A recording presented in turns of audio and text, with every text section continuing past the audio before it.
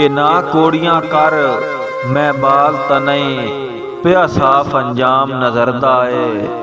तैनू शौक मेरी हमदर्दी दा वहदा बिल्कुल यार विसरदा है। ते मैं चुप रासा शाला खुशियां माणे आदि बीमार सबरदा है।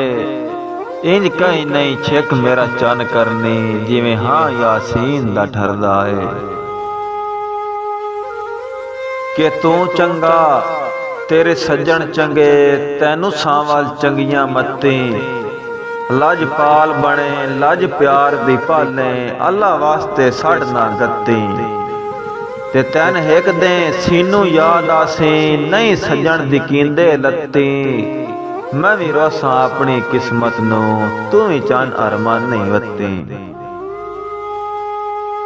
कि मैनू छोड़ गया है शाला कखराने मेरा चन मजबूरी काई नहीं। दिल त्रुटदे रांदे दुखियां दे गल जग तू वखरी काई नहीं।